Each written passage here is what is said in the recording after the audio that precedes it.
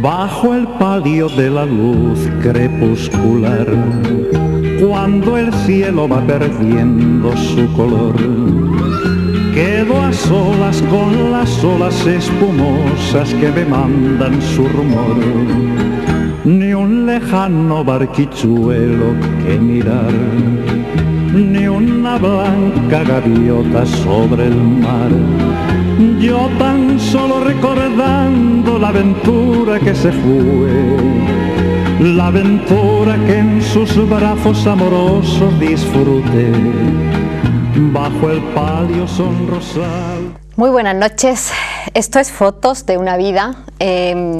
Saben ustedes que igual que hay un momento especial, particular para cada situación, pues también hay una foto para cada momento. Lo que hacemos en este programa es tratar de recordarlas, de compartirlas, y eso es lo que generosamente hacen nuestros invitados cada semana.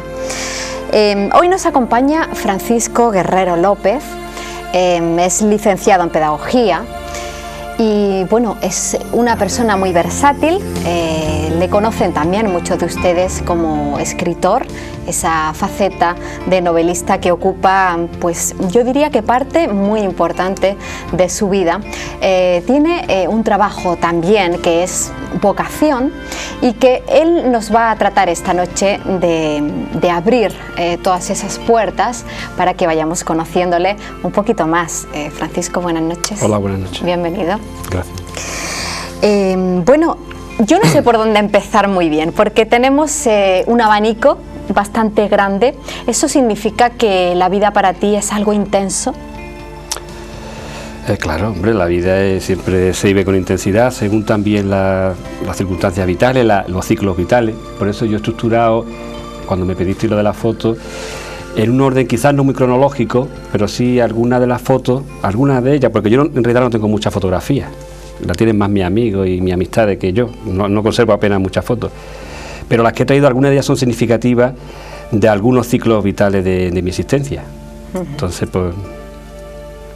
Bueno, pues por ahí vamos a ir dando ese repaso, pero me gustaría, si te parece, vamos a comenzar hablando de literatura. A la hora de escribir, ¿qué quieres comunicar realmente? Bueno, depende. Yo solo he escrito 3 novelas y depende de estas 3 novelas que también coinciden con periodos vitales de mi periplo de existencial.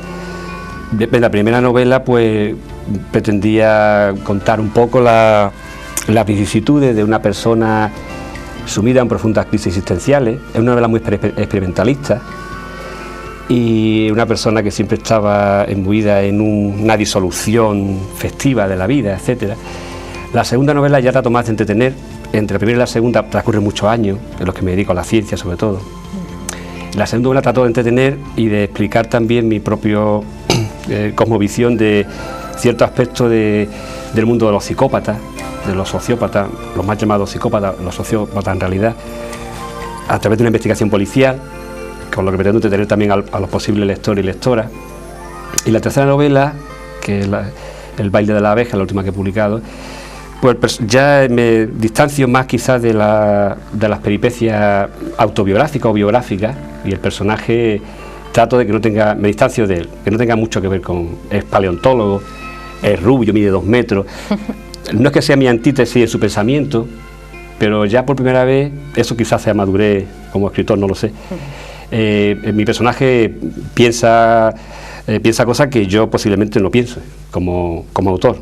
Entonces hay un distanciamiento ya. O sea, la novela trato de comunicar según la experiencia vital y según la novela, y la que estoy escribiendo ahora mismo pues también me distancia aún más. El personaje es motero, yo no ni siquiera sé llevar una moto, lo más que tuve fue una Mobile y está en Francia viviendo inicialmente, etcétera. O sea, se comunico con la novela según el momento, el ciclo vital en el que me encuentre y lo que pretenda. Imagino que siempre hay una evolución. Vamos a estrenarnos con la primera fotografía ya esta noche, una foto reciente. Aquí te tenemos. precisamente coincide con la presentación, creo, o con el momento de esa última novela, del baile de las abejas, publicada en el 2002, hace muy poquito. Esta fotografía, bueno, vino el fotógrafo y me hizo como 22, un carrete entero de fotos, y en todas salía terriblemente mal. Entonces no me gustaba ninguna. Yo las tenía en el despacho allí en la facultad, y cada vez que llegaba algún amigo, alguna amiga, algún alumno, le enseñaba el reportaje fotográfico y se caían al suelo de risa de las fotos. Entonces lo llamé y digo, mira, no me gusta ninguna de esas fotos, hazme una más natural, porque yo soy muy poco fotogénico. No sé si se me notará. Y entonces llego al despacho, salí fuera y avancé unos metros, hay una pared de ladrillo detrás, y digo, venga, tira la foto ya, que no me gusta posar, porque no sirvo para eso. Y esa es la foto prácticamente la última foto que me he hecho. Muy curioso. Incluso tengo la misma ropa casi. Muy curioso eso que dices de que no te gustan mucho las fotos, no te gusta hacerte fotografías. Sin embargo, no sé, sí que me atrevo a preguntarte, dentro de lo que es la visión de un escritor, con todo el derroche imaginativo que supone sentarse ante un papel en blanco, ¿hay una especie de incentivo fotográfico a la hora de escribir? ¿Tratas de retratar situaciones? Los personajes, pero son retratos, sí, más bien psicológicos y descriptivos, no como foto estática en un tiempo y en un espacio determinado. Si te refieres a los retratos psicológicos de los personajes, sí me preocupa cómo describirlo, cómo son, también para que el lector o lectora pues sepa qué profundidad tiene ese personaje, qué piensa de la vida, cuáles son lo que le hace feliz, lo que le hace infeliz, los caminos que le lleva, cómo comprende el mundo, las cosas que no entiende, sus contradicciones, sus noches de éxtasis, sus noches de dolor. Y eso lo hago intentando retratar, como tú has dicho, todo el mundo interior y la vida interior mental de esos personajes. Claro, en ese sentido unos personajes están más bien descritos que otros, porque necesariamente en una novela, o por lo menos en mi caso, también tengo predilección por algunos personajes más que por otros, y que son los principales, digamos, como en las películas, los actores principales y los secundarios. Y los personajes secundarios de mis novelas están peor retratados y son más difusos, y claro, conscientemente. Sí, y los hay que yo considero, una selección previa ahí, ¿no? Claro. La criba y pones no más de ti en unos que en otros, pero algunos son de relleno y eso. Y yo en mi caso tengo, bueno, y la suerte también de que muchos amigos y amigas me dicen que quieren estar en mis novelas. Entonces yo, pues los retrato también, intento respetar su idiosincrasia y en algunos casos sus profesiones también. Sí, pero en cualquier caso es tu visión siempre. Exactamente, persona, yo siempre le advierto, yo puedo hacer contigo lo que quiera en mi novela. Eres un personaje de ficción, bueno. Al margen de que sea, sí. Y hago... ¿Te atrae mucho el mundo marginal también? Bueno, el mundo marginal, en cuanto a mi vida... En cuanto a literatura y en cuanto a tu vida profesional, quizás hay un nexo ahí, ¿no? Bueno, yo empecé haciendo lo que entonces se llamaba tesina, un trabajo de investigación que se hacía previamente a la tesis, desde el mundo marginal, con un grupo entonces se llamaba inadaptado. A mí la palabra inadaptado no me gusta. Adaptare viene del latín, significa el que no se adapta a una circunstancia o lugar. Y yo estaba pensando, digo, bueno, ojalá yo no me adapte cuando me toque, si me toca lo tenía el 22 de diciembre, ojalá tenga un shock traumático y no deseo tener ese shock y no adaptarme. Me gusta más que hablar de marginación, me gusta la palabra deprivación sociocultural. En ese sentido sí he trabajado y sigo haciendo. Parece que siempre es un esfuerzo por parte de ese individuo y no del conjunto de la sociedad, ¿no? Sí. Cuando se trata Me gusta hablar de deprivación más que de marginación, porque marginación y inadaptación son conceptos que a mí me recuerdan mucho, que son como si hubiera un principio aristotélico de causalidad, que son como que tiene un carácter innato, orgánico, biológico, y los factores de riesgo inciden más en la deprivación sociocultural. Y son como eso, la posibilidad de que una familia desestructurada haya personas que, como no hay una causalidad, sino factores de riesgo, de que esta persona pues sea perfectamente, esté integrado perfectamente, no sea marginal ni delincuente, ni mucho menos después una delincuencia agresiva y asocializada. Y en ese sentido guardo muy gratos recuerdos de la época en la que, los 2 años casi que estuve conviviendo con personas de ese campo, con deprivación sociocultural, más que marginales. Bueno, vamos a hacer el recorrido que nuestros telespectadores esperan siempre. Ya saben que es voluntario y es libre esa selección que hacen nuestros invitados de sus propias fotografías. Ellos, en definitiva, son los que, como yo acostumbro a decir, elaboran el guión, porque si les apetece incidir, hablar de una determinada faceta de su vida, de unas personas, de unos amigos, de unos familiares, ellos son quienes bueno, pues facilitan esas fotografías para que podamos comentar sobre ello. Por el contrario, si no desean compartir ciertos momentos, pues no traen fotografías de ello. Nos vamos a ir, arrancamos. No por esa infancia, sino con 17 años, 17 años más o menos te tenemos aquí en Trayamar, tenemos la foto. Sí, rápidamente un resumen un poco de tu infancia, ¿sí, Francisco? ¿Feliz? Bueno, mi infancia transcurrió, lo que iba a decir con esta fotografía, estuve bastante años interno, desde prácticamente los 9 años o los 10 hasta los 16, 17, foto en la que se corresponde esta instantánea. Y ahí estoy subiendo, hablando de infancia feliz, yo en esa escalera que ve ahí, yo dormía mal, y entonces ahí pasé muchas noches algunas noches de insomnio pensando en mí mismo, en qué era la vida, las crisis existenciales de la adolescencia y de la infancia tardía. Yo había leído, acaso no tenía que haber leído nunca algunos libros de esa época tan joven. Por ejemplo, Niebla de Unamuno, no sé si lo conoce, sí. Con 14 años ese libro a mí me impactó muchísimo. Ese personaje, para esa edad, claro. Augusto, que se llama el personaje perdido en la niebla del sinsentido, en el absurdo existencial, en la confusión de la vida, que incluso sale a la calle y no sabe hacia dónde se dirigen sus pasos perdidos, y recordarás que ve a un perro y dice, bueno, pues yo sigo a este perro, porque como no tengo un sentido de la vida, sigo a este perro. La lectura de Kierkegaard, de Nietzsche, de Camus, todo el mundo existencialista que yo leo. Zaratustra tiene tela también. Pues esa era mi lectura, que yo no sé si llegó por azar o el texto me seleccionó, como diría Humberto Eco. Entonces, de este centro yo también destacaría que, bueno, yo, como decía Einstein, soy un no creyente religioso, para ser un no creyente. Y el director de este centro era un sacerdote, y yo le debo a él mi despertar en la conciencia política con 14, 15 años. En aquella época solíamos escalar una tapia que había en el centro y escaparnos hacia una discoteca que había en la cercanía, que era La Cave, en Caleta de Vélez, y también veníamos a Vélez Málaga, alquilábamos unos taxis, veníamos a Vélez Málaga al Mesón Conde, del Mesón del Conde se llamaba, creo. ¿Se llama? Se llama todavía, sí, sé que existe todavía. Y al regreso, una de esas noches, bajando la tapia, yo al último, y al descender, pues seguramente mis amigos vieron una sombra que avanzaba en la oscuridad, que era el director del colegio. Bueno, me pilló infraganti bajando la pared. Y entonces me dijo algo así como, guerrero, si eres tan hombre para llegar a las 5 de la mañana de juerga, lo serás también para tomarte unos whisky conmigo.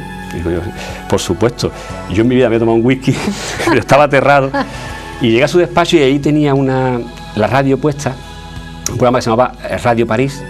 Y entonces, escuchando ese programa, que hablaba en contra de la dictadura de Franco, de los fusilamientos, de las torturas, me di cuenta que yo vivía en una dictadura. Entonces ese despertar político se lo debía a él. Y años después, o un año después, cuando regresé a Málaga ya, y dejé mi periplo de estar interno, etcétera, pues enseguida me uní a las personas que se manifestaban en contra de la dictadura.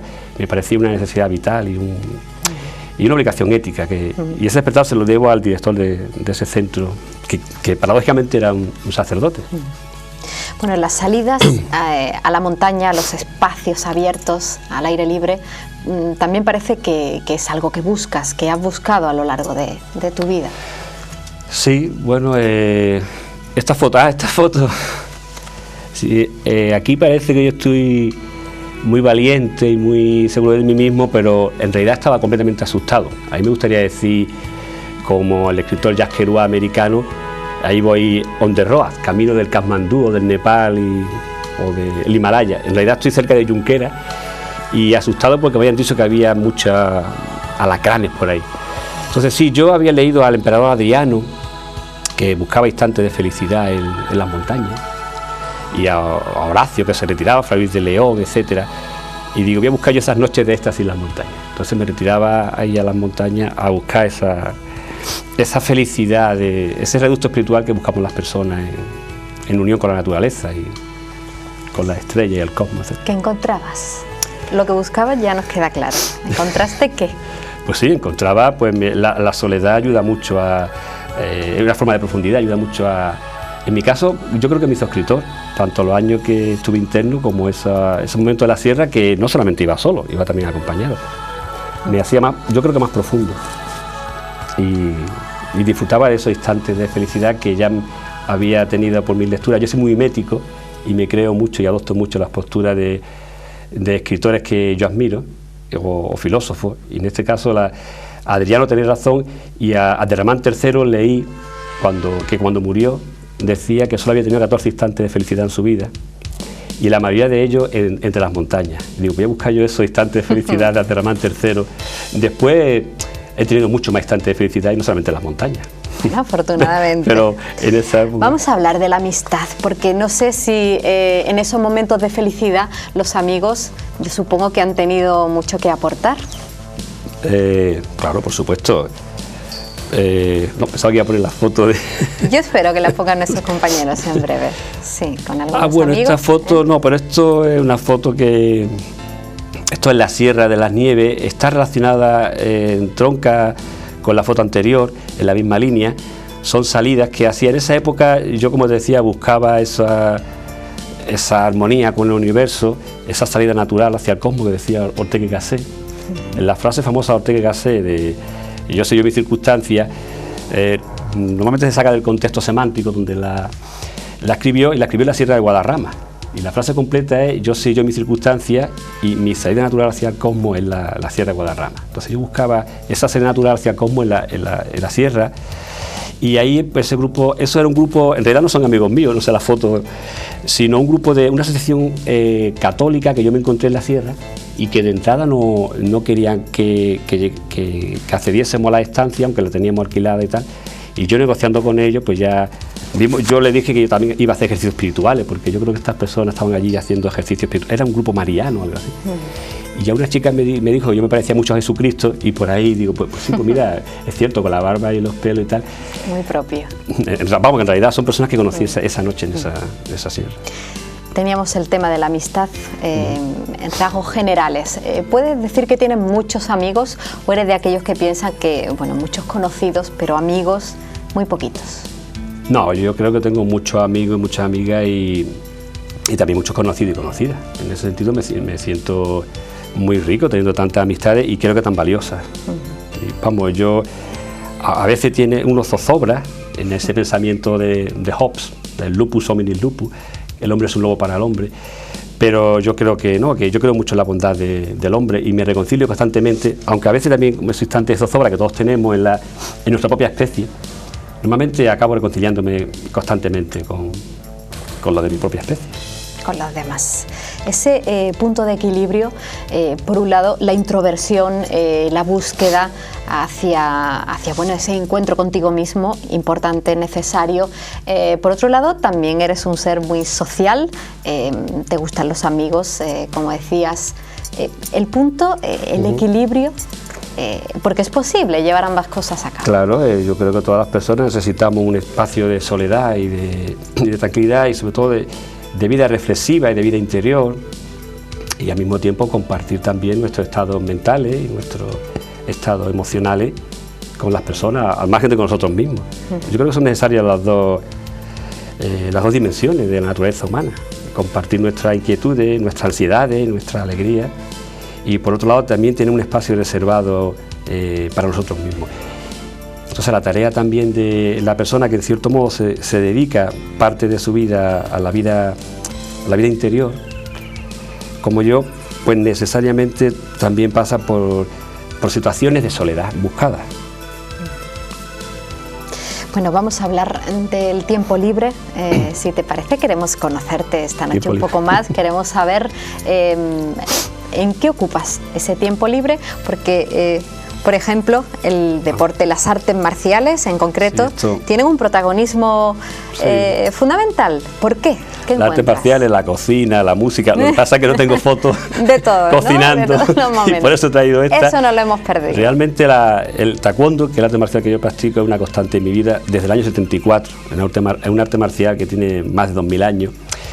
Y ahí estoy pegando una patada que se llama Mondolyo Furuchagi.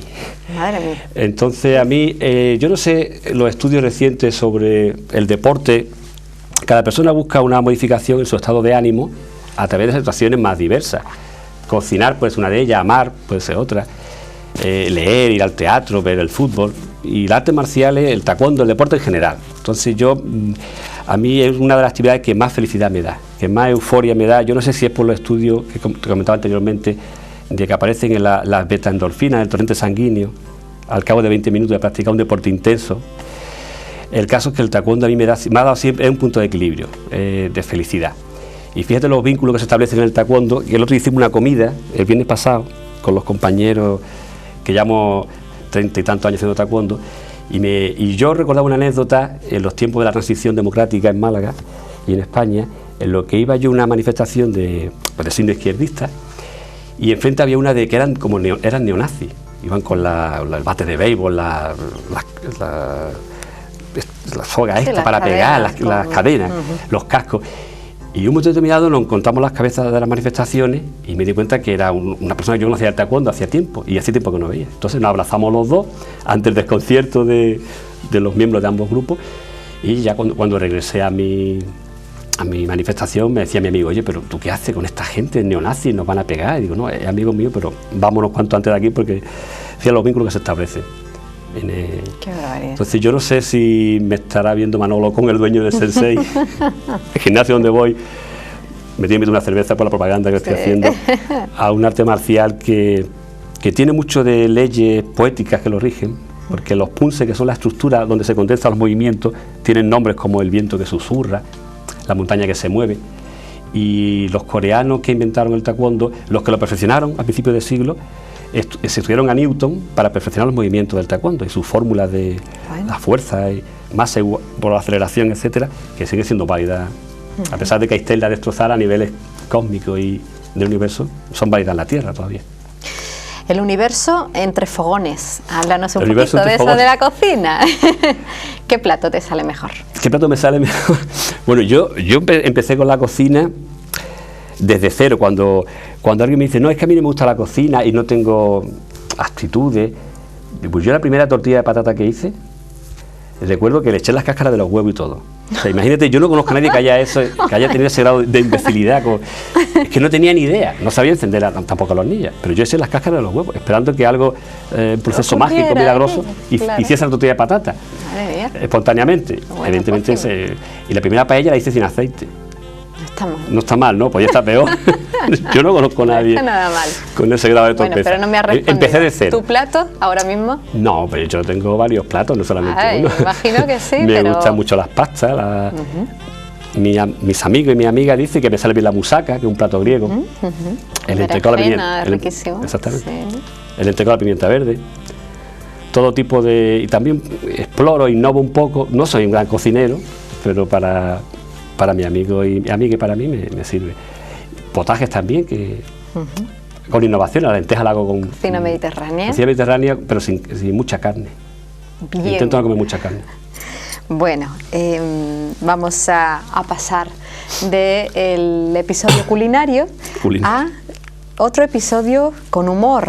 Cuéntanos tú la foto. Bueno, aquí estoy en la foto haciendo el tonto que me digo Fali, Rafael Segovia, que es de Vélez, Málaga. Yo había leído, por esa época, uno de mis fetiches literarios era Hermann Hesse, el escritor del Lobo Estepario, exactamente. Y él decía que había dos cosas, únicamente dos cosas, que daban significado a la vida: el sentido del humor y la música de Mozart. Y ahí estoy con mi amigo Fali, con humor, celebrando la ceremonia de la confusión, algo que hemos hecho muchas veces. Ceremonia de la confusión, cuéntanos. Bueno, pues sí, dar sentido a la vida a través del absurdo. Algo que hemos hecho los últimos 25 o 30 años, aún en circunstancias muy difíciles de nuestras vidas. Yo siempre que venía a Vélez, Málaga, pues yo vivía en Málaga, lo primero que hacía era visitar a mi amigo Falia y a su señora, y no sé si era muy cursi si digo que sus hijos son como si fueran mis hijos. Entonces yo recuerdo, las personas que hemos tenido problemas con el sueño habitualmente y hemos sido insomnes, siempre atribuimos propiedades mágicas a los lugares donde extrañamente podemos conciliar el sueño. Entonces la casa de mi amigo Fali y su mujer, era uno de esos lugares donde yo me dormía plácidamente. No sé si era por el cariño, lo que me trataban, o la festividad, o la armonía, o un depósito de agua que tenían arriba en la casa, en aquella casa que tenía averiado el mecanismo de dosificación del agua, y constantemente caían gotas de agua. El caso es que yo dormía bastante plácidamente en esa casa. Entonces también fue compañero mío en el último curso del instituto, en los primeros años de la facultad. Después te cuento privado las gamberadas que hacía con esa época y tal. Y bueno, es un referente. Hay una frase que sintetiza muy bien esa fotografía de Fali, y un día al amanecer, después de una juerga, porque él siempre me decía Fran, en vez de Francis, me dice Fran, es una delicia estar loco. Esa frase simboliza mucho nuestra vida y mi vida de esa época. Sí, disfrutar con la locura. Mucha relación. Exactamente. Desde luego. Nos decías hace un momento que vivías en Málaga durante un tiempo. Vamos a verte en aquel piso que compartías. ¿Compartías con alguien piso entonces? Bueno, yo ya aquí vivíamos en este piso, corresponde a una de las... Ahí está el póster del Che Guevara, que siempre me acompañaba en esa época, era un referente. Sí. Ahí vivíamos fijamente 5 personas, a los que se unían cada noche, podía dormir allí. No era inusual que durmieran 12 personas, desde poetas del subsuelo hasta estudiantes que no sabían qué hacer en la calle, etcétera. Una de las personas que vivía ahí fijamente, que fue decano de psicología en Jaén, lo puedo decir como no me estará escuchando ahora mismo, de aquella época de caos y de confusión, estaba en un grupo de teatro y ahí constantemente celebramos y representamos obras de Shakespeare, de Calderón de la Barca, obras que hacíamos colectivamente. Y en aquella época estaba Antonio Bandera y María Barranco también en ese grupo de teatro, y alguna vez también se pasaron por este piso con toda la gente que por aquí pasó en aquellos años. Yo tenía un perro que vivía allí conmigo, se llamaba Platón, y yo otra compañera tenía unos hámster, y se hicieron, me imagino que odiosamente célebres, las disputas y las persecuciones de mi perro por el ascensor y por la escalera de aquel bloque. Yo creo que nos salieron de ese piso, fíjate. Estamos, Francisco, viviendo pues unos momentos, unos tiempos, unos años un poquito extraños, movidos, no al gusto, desde luego, de muchos que creemos que las cosas deberían de ir por otros derroteros. Después de haber visto esta foto con el póster emblemático del Che Guevara, si el Che levantara la cabeza... El Che levantara... Si Jesucristo levantara la cabeza, sí. Sí, ¿qué me pregunta? Por el tiempo actual, yo estoy bastante preocupado por el conflicto que se está creando entre las civilizaciones, entre el mundo árabe y el mundo occidental, y las cuestiones de la guerra innecesaria. Y yo creo que la forma de entendimiento entre las civilizaciones. Y bueno, si me pregunta concretamente por la guerra de Irak, estoy en contra, evidentemente, de ese tipo de guerra y de esa política americana que siempre ha sido así desde la guerra de Cuba al menos, cuando hunden el Maine y provocan la guerra con España para quedarse ellos en Cuba. Entonces estoy preocupado por esa situación, por la situación en Israel y también por el integrismo islámico. Tampoco pienso que soy un romántico ingenuo, sé que hay un integrismo islámico bastante fuerte y muchas veces lo que se está haciendo es alentarlo con estas actuaciones que yo creo que son bastante irresponsables a medio plazo y a largo plazo, aunque ahora sirva para la políticas concretas de determinadas administraciones concretas. Yo creo que está hipotecando en cierto modo las políticas de los estados del bienestar en el que vivimos actualmente. ¿Qué opinión te merece el papel que en todo este asunto están llevando a cabo los medios de comunicación? Me parece bastante bueno. Y la unión que existe entre los medios de comunicación, la información, el hecho de no callarse cuando el asesinato de este periodista de Couso, todos los medios. En Francia tengo referencia de que los periodistas, además, con el filósofo Henri Levy, están haciendo investigaciones también muy serias sobre otros periodistas que han muerto, por ejemplo en Pakistán, que mataron en Pakistán, y me parece una labor encomiable, y hasta tal punto que se juegan la vida muchos periodistas en este tipo de situaciones. Bueno, vámonos otra vez, un poquito atrás en el tiempo, porque tú terminas tu carrera, decíamos al principio que eres licenciado en Pedagogía. Esto ocurrió en el año 1983, esta es sí, creo que sí. la foto Vaya propia que tengo, de la Orla, el momento. ¿Qué te supone terminar esos estudios y realmente para qué te ha servido la carrera como tal, sí, concretamente esos años universitarios? Esta fotografía, en realidad esa fotografía nunca me la quise hacer yo, porque yo guardo muy gratos recuerdos de mi paso por magisterio, pero cuando hice lo que se llamaba entonces el curso de adaptación a psicología y después posteriormente me pasé a pedagogía, porque en Málaga no pusieron la licenciatura de pedagogía, pues me pareció que magisterio era mucho más festivo, mucho más creativo, más innovador, más transgresor que la licenciatura de pedagogía y psicología. Evidentemente la situación ha cambiado bastante de hace 20 años de aquello. Entonces nunca, tanto así que cuando terminé, después de esta orla, enseguida me fui a hacer hispánica, fíjate.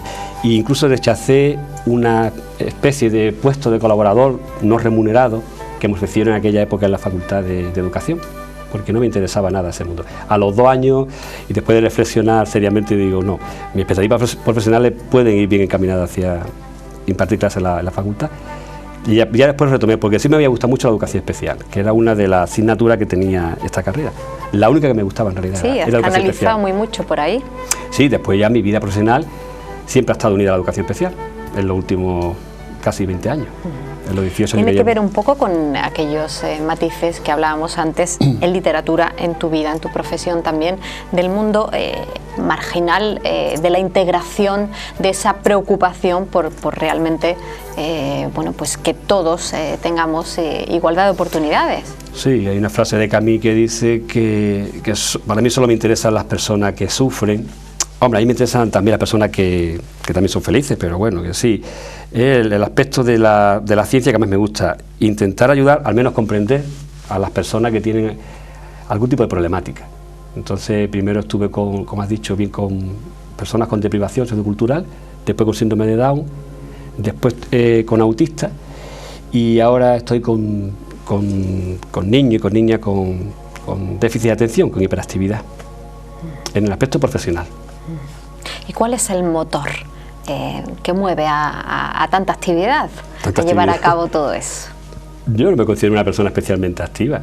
Es más, tengo una tendencia hacia el ocio de vagos, que decía Aristóteles, no el ocio creativo, que también decía Aristóteles. No creo que tenga una actividad, ni tampoco tengo un punto omega, ni un punto alfa, de una absoluta al que tengo que ir. Simplemente intento vivir.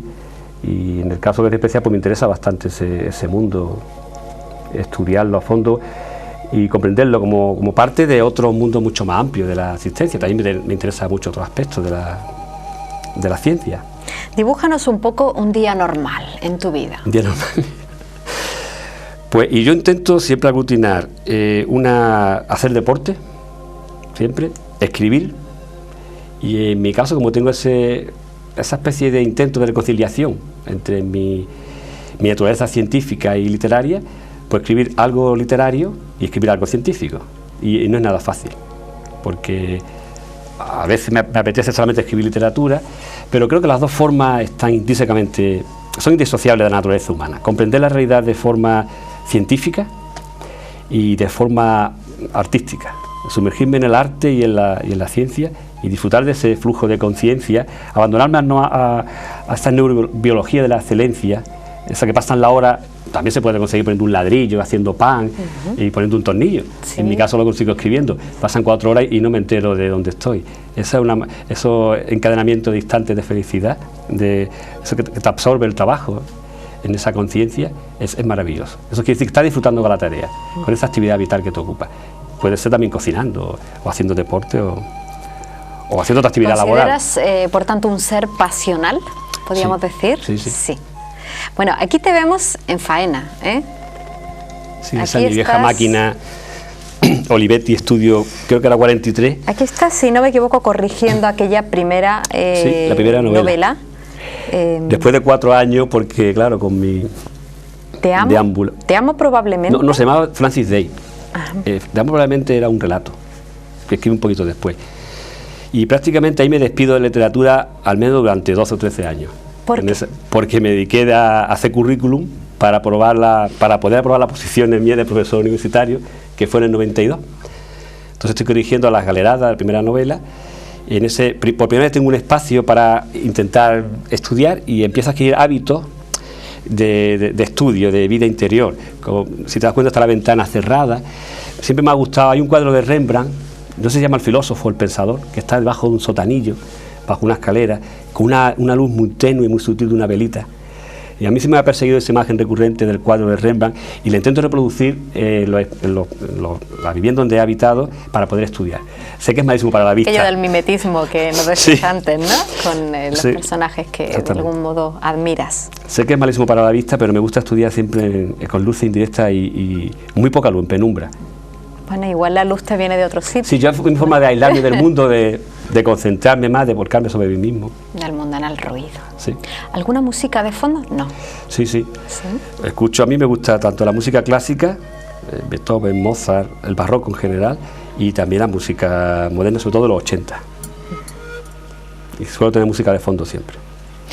Y si yo te digo que ojalá nos despertase la lluvia, ¿qué te sugiere? Pues me sugiere que ya por fin, cuando apruebo la posición de la Universidad del 92, y yo pienso que me voy a dedicar ya a escribir plenamente, pues paso unos meses exhausto con las posiciones y curiosamente no empiezo a escribir y sigo publicando artículos científicos. Hasta el 97 no empiezo esa novela y ya la publico. Entonces es mi reencuentro conmigo mismo y con la literatura. Desde el año 66, que había terminado la primera novela, hasta el 97, pasan 11 años en que no escribo más que en que no me integra a mí mismo, solamente me dedico al mundo científico, y ya en ese año empiezo, con esa novela que publico en el año 2000, empiezo a integrar los dos, el mundo literario y el mundo científico.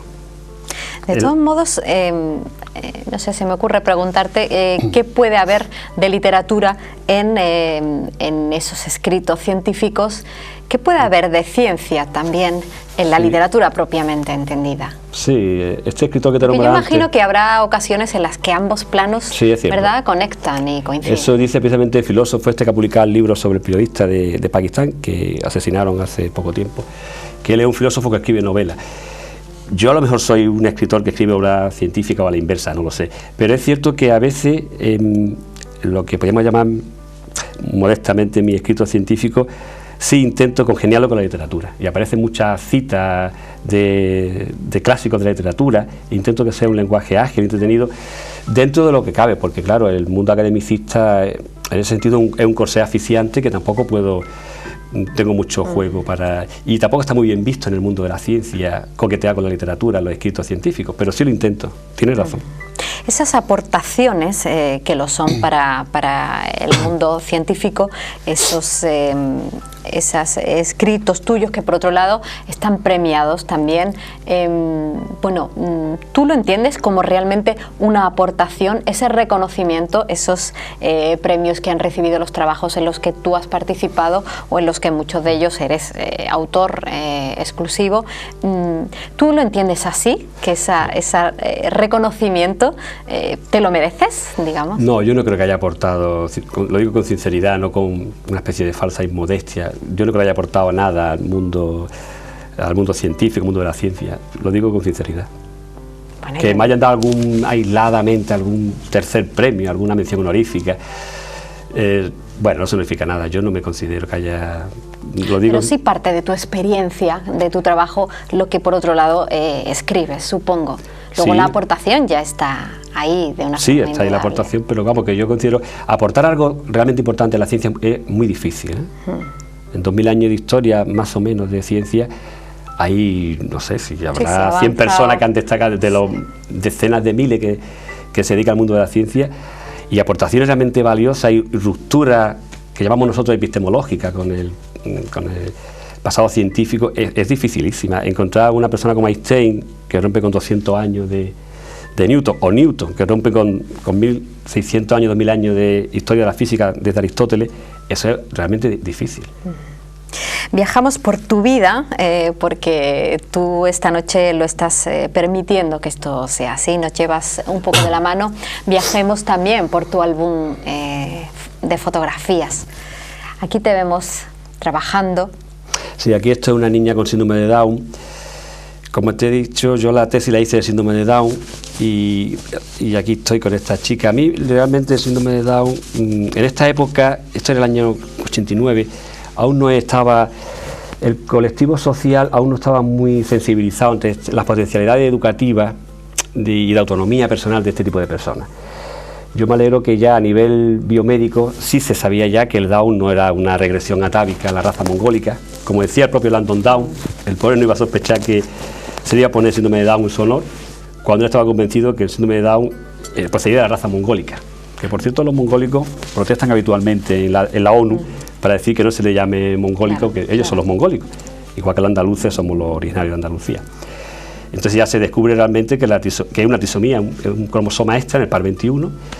Y a mí me preocupa más del Down en esos aspectos las repercusiones, porque la tienes cognitiva, evidentemente, un impacto genético que tiene derivaciones cognitivas.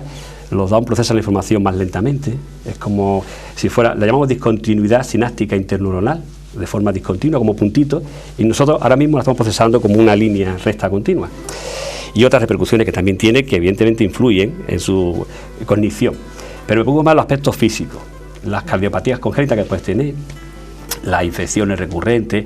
Me preocupa el Alzheimer, que ya sabe que se ha descubierto hace poco, por los medios de comunicación, que acaso el Alzheimer esté ubicado en el cromosoma 21, y eso explicaría por qué muchos Down generan el Alzheimer muchísimo antes que las personas que no tienen el síndrome de Down. Pero en general los Down me parece que tienen las mismas posibilidades, o casi las mismas, la mayoría de ellos al menos, de tener una transición a la vida activa y un factor educativo y una integración física mental. En definitiva, adecuada. lo que más te interesa, lo que más te preocupa es la calidad de vida de estas personas. Sí, que ha subido mucho, y sobre todo me agrada que las personas, hace apenas unos años no era muy conocido las potencialidades educativas de estas personas. Y eso de integración lo vamos entendiendo mejor, cada vez mejor, sí. Todos. La integración escolar y académico-cognitiva, sí. La integración social y laboral y la transición a la vida activa, muchísimo menos. Las personas se pueden, la sociedad y las administraciones públicas ya comprenden, y es un discurso ya aceptado por todos los colectivos, lo que es el proceso de integración escolar, que los niños con problemas, del tipo que sea, en la escuela inclusiva, estén integrados perfectamente a nivel escolar. Se entiende mucho menos por las empresas y por la sociedad que estas personas que han estudiado, y han estudiado para algo evidentemente, y muchos han acabado el ciclo escolar completamente, se entiende menos que puedan tener una autonomía sexual, por ejemplo, una autonomía afectiva, una autonomía laboral, y todos los procesos que todas las personas tenemos, los que no tenemos este tipo de problemas, de transición a una vida activa sana y normalizada. Eso se entiende bastante menos, pero creo que también estamos en el camino. Bueno, yo decía al principio de este camino, de este recorrido, que Francisco Guerrero es un hombre polifacético. Vamos a hablar de ese corto que comenzaste a escribir, que se realizó varios años después. El guión, me estoy refiriendo al guión para el corto. También te tira por ahí eso de escribir. Esta fotografía se corresponde con una búsqueda de ubicación de escenario geográfico para hacer ese corto que hice exactamente 17 años después de esta fotografía. Entonces esta foto es del año 87 y hasta el año 2000 no lo hice. En ese cortometraje que se llama Hoy en miércoles, así que no, que se pronuncia, sale Rufino, que es de aquí de Belén, Málaga. Sí, muy conocido. Y una obra de ficción de 30 minutos, en la que aparecen unos personajes. ¿Y eso está aparcado ahí? Digo, el tema de realizar cortos y escribir. Es que yo estoy un poco estancado en los vídeos educativos. Yo he hecho ya algunos vídeos y siempre que me llaman para hacer un vídeo son educativos. Hace poco he hecho otro sobre drogadicción y tal, y de ahí no salgo. Y a mí lo que me gusta son los cortos de ficción. Pero es mucho más difícil hacer un corto de ficción que un vídeo educativo, para el cual tengo todas las facilidades del mundo. Entonces, claro, lo tengo un poco, como tú llamas, aparcado. Hay una foto que, bueno, no tiene mayor importancia, podemos pensar en un principio, porque es la fotografía del pasaporte, esa que muchas personas tienen, pero vamos a verla, compañero, porque sí que tenemos un primer plano de Francisco Guerrero, y con esto, con esta fotografía, se me ocurre preguntarte, lo primero que se te ocurra, ¿quién eres? Bueno, el acercamiento a uno mismo desde uno mismo siempre es difícil. Yo, quién soy, también se puede preguntar a personas que están a mi alrededor. Lo que pasa es que a lo largo de la vida ya uno se va conociendo cada vez más. Entonces es difícil, decía Ramón J. Sender, que el hombre siempre es como un conejo detrás de una zanahoria, que la zanahoria es su yo, al que nunca atrapa. Entonces yo realizo sucesivas aproximaciones a esa zanahoria. Yo soy ese conejo de Ramón J. Sender, intento, y en ocasiones, evidentemente, y a esta altura de mi vida, ya me conozco bastante mejor. Entonces ya he logrado atrapar esa zanahoria muchas veces, esa zanahoria que es mi yo. Entonces, ¿quién soy? Pues una persona, yo creo que con una naturaleza como todas las personas. Integro la introversión, como tú has dicho, la extroversión, amigo de la soledad y de la compañía, de los buenos vinos. La edad es una ventaja, el hecho de que uno vaya cumpliendo años, primero porque es señal de que sigue vivo. Sí, es la única forma para no morir, ¿no? ¿Verdad? Para ir cumpliendo años. Y en segundo lugar, pues por aquello de la experiencia, lo que tú decías, de irse conociendo un poco a sí mismo mejor, con lo cual las limitaciones, las posibilidades, todo esto, todas estas herramientas las maneja uno pues como con más propiedad. Pero ¿qué se queda en el camino y en tu caso no debería haberse quedado? Hombre, respecto a la edad, a mí me preocupa mucho cumplir años. La idea de la muerte a mí me obsesiona bastante. No sé si tengo tanatofobia, pero le tengo bastante miedo a la muerte. Y en mi caso, no sé si le pasa a otros docentes, a otras personas que se dedican al mundo de la enseñanza. Yo llevo 18 años impartiendo clases a personas que siempre tienen 18 años. Entonces siempre soy consciente, digamos que tengo siempre muy presente la percepción de mi propia mortalidad, porque tengo a unas personas delante mía que están fosilizados en el tiempo, ellos están detenidos, siempre tienen la misma edad, y yo cada año que imparto clases soy cada vez más mayor. Entonces a mí me preocupa bastante, y teniendo en cuenta también que el hecho de la muerte también es una opción, o sea, la mayoría de las criaturas de la Tierra no mueren. Las bacterias, en una barra de pan hay trillones de bacterias que son inmortales. Entonces a mí el paso del tiempo, por un lado me agrada porque me demuestra el hecho de que estoy vivo, pero mi profesión me recuerda siempre mi inmortalidad, que voy cumpliendo años envejeciendo. Vamos a ver, ¿sí? Fotografías, porque son esos testigos gráficos que tenemos de lo que es tu trabajo. Aquí te tenemos en un acto académico. Un acto academicista. Es un congreso, el primer congreso que hicimos en España internacional de educación especial, de integración escolar. Y bueno, ahí me recuerdo muchas anécdotas, algunas graciosas. Por ejemplo, nos llamaron para dar una charla en directo en la radio, no recuerdo qué radio era, y ahí se da cuenta uno hasta qué punto todavía no se entiende muy bien todavía la integración escolar de algunas personas, porque los que fuimos a esta radio, la primera persona que entró en la estancia era una persona que es ciega, pero que es una autoridad internacional en el campo de educación especial, que es italiano. Claro, los periodistas se quedaron un poco sorprendidos. Después llegó otra persona que era compañero mío, que es deficiente motórico, tiene el problema motórico. Otra persona que es síndrome de Down, pero que da conferencias públicamente, y después iba yo. Entonces, cada vez que entraba una de estas personas, los periodistas estaban cada vez más asombrados. Decía, pero esta gente del Congreso, ¿quién lo organiza este Congreso? Y cuando llegué yo casi me iban a coger. Digo, no, dejadme que no me pasa nada. Y cuando empezamos a hablar, me preguntan a mí directamente que qué era la UNO. La UNO era una agrupación política que ese año se había creado en Nicaragua, pero yo no tenía ni idea más allá de eso. Y yo, para hacerle ver que, y entre otras cosas porque tampoco tenía ni idea, que la persona con síndrome de Down sabía desenvolverse bastante bien en estos temas históricos y políticos, pues digo, mira, le voy a pasar la palabra a mi amigo, que te va a explicar. Y estuvo 20 minutos hablando sobre la UNO, que yo no tenía ni idea. Vamos a irnos al campo otra vez, Francisco, que lo tengamos. Sí, eso es de fondo. Eso es el Caucín. Sí, qué bueno. Yo creo que ahí tenemos un ambiente privilegiado en cuanto a situaciones para buscar los reductos espirituales que he dicho antes. Por ejemplo, esa montaña mágica que es la Maroma, la desembocadura del río de Vélez, el pantano de la Viñuela, que aunque sea un lago artificial, cumple las funciones de lago. Es el pantano de la Viñuela. ¿Qué tiene el pantano de la Viñuela para ti? Para mí, sobre todo... Es un lugar mágico, ¿no? Sí, para mí sí. ¿Por qué? Yo sé, leí en una ocasión a Eugenio d'Ors una glosa que se llamaba ¿Qué tal lago, qué tal? Y que él acercaba el oído a un pantano para escuchar el palpitar del corazón. Y en el Pantano de la Viñuela, aunque no sea un lago, se puede sentir también eso. Y tiene un momento, yo creo que absolutamente mágico, que es el atardecer del verano, cuando incluso los insectos se detienen y las hojas del árbol le dejan de susurrar, y como decía Machado, los caminos serpentean y desaparecen, y se queda un momento de quietud, que te entra un estado de misticismo, que solo los tropea cuando a menudo pasan por los coches con David Bisbal a todo volumen por la carretera del Pantano.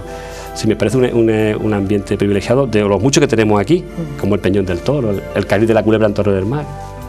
Mencionabas antes la relación con tus alumnos universitarios, con gente de 18 años. Vamos a hablar de la relación con tus compañeros también.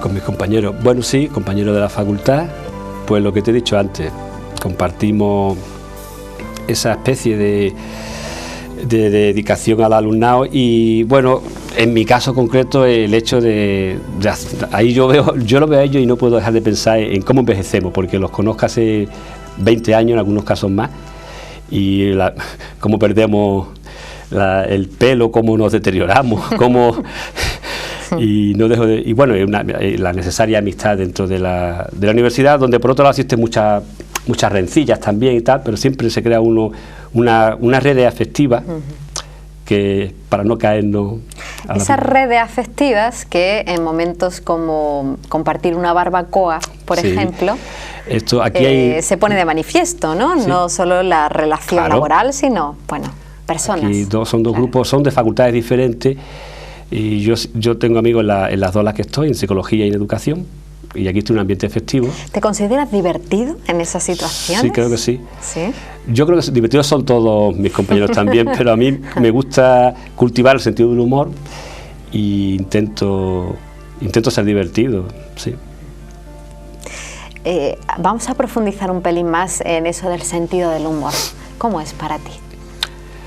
Pues el sentido del humor para mí siempre supone una transgresión de las normas, yo creo que de la existencia, porque en circunstancias de tristeza es muy difícil mantener no ya el sentido del humor, sino la calma. Pero yo creo que es necesario y da sentido a la vida ese sentido del humor. Yo creo que lo que realmente en las personas, en psiquiatría, siempre las personas, y mis compañeros psiquiatras siempre me están diciendo, las personas que no tienen sentido del humor son los que tienen más depresiones, más crisis de ansiedad, más crisis de angustia, etcétera. Entonces, aunque no se tenga por naturaleza sentido del humor, yo afortunadamente creo que lo tengo por naturaleza, hay que autogenerarlo, porque se es víctima de los divanes de cualquier terapia psiquiátrica. Es muy importante para la salud mental el sentido del humor. Y es una prueba de inteligencia también, decía Kafka, que por cierto nunca tuvo sentido del humor. No, porque de hecho... Pero reconocía que tenía que tenerlo. Sí. Bueno, pues tomemos buena nota, dosis de sentido del humor. Yo sé que tiene Francis un amigo leal, sí. Un amigo de gran tamaño, un compañero de peso. ¿Cuánto pesa tu perro? El pequeño Telo, pesa 74, 75 kilos. Ha pasado por la etapa de 80 kilos. Sí, yo viendo esta foto puedo decir como Diógenes que mientras más conozco a los hombres, más quiero a mi perro, pero no es cierto. Yo quiero a mi perro y quiero al hombre. ¿Cuánto tiempo lleváis juntos? 5 años, los que llevo en esa casa y en ese estudio, que aunque aquí no se ve bien, reúne las características que a mí me gustan de los espacios para estudiar, rembrandtianamente hablando. Un espacio poco iluminado, ese es un sótano en realidad, aunque tiene una ventana, pero siempre tengo las cortinas echadas. Un espacio pésimo para la vista, pero que a mí me gusta personalmente para meterme en mi propio mundo. Ahí paso muchas horas parapetado tras esos libros. Pésimo para la vista, sí, pero estupendo bueno para el espíritu, ¿no? Eso, en este caso. Yo creo que sí. Bueno, vamos a irnos, y nunca mejor dicho, porque terminamos el programa de hoy con un viaje. Es un viaje a Portugal, creo que fuiste en una ocasión. Sin embargo, me decías fuera del programa que no te gusta demasiado viajar. ¿Por qué?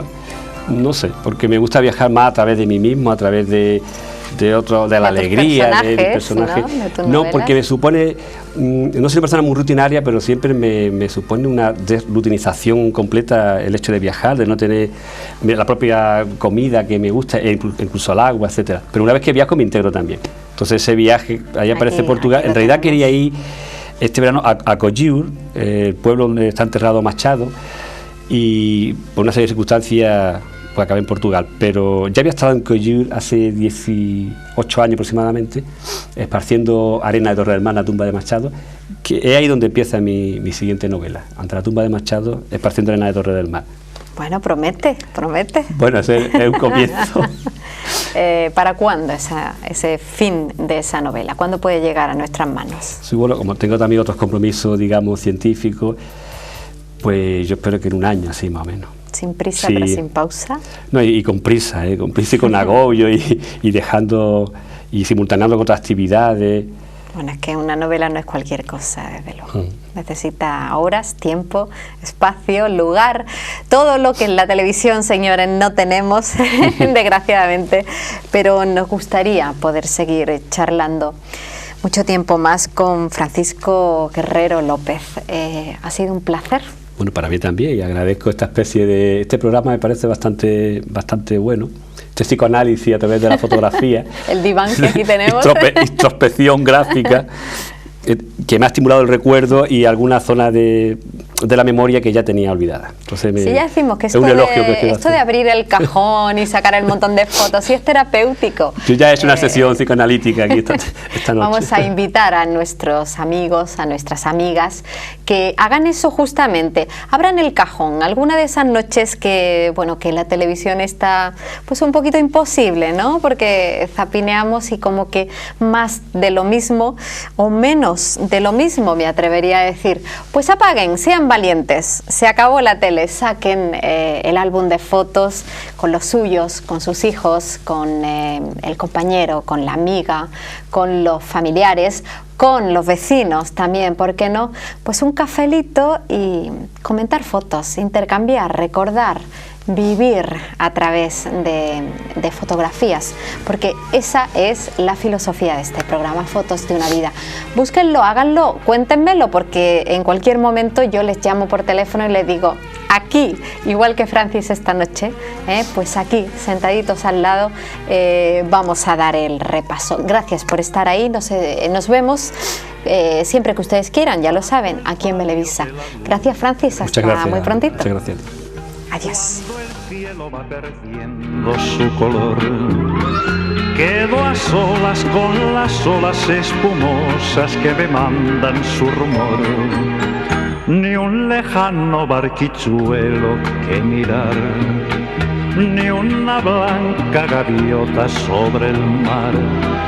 Yo tan solo recordando la aventura que se fue, la aventura que en sus brazos amorosos disfruté, bajo el palio sonrosado de la luz crepuscular. Mirando al mar soñé que estabas junto a mí. Mirando al mar yo no sé qué sentí, y acordándome de ti lloré la vida.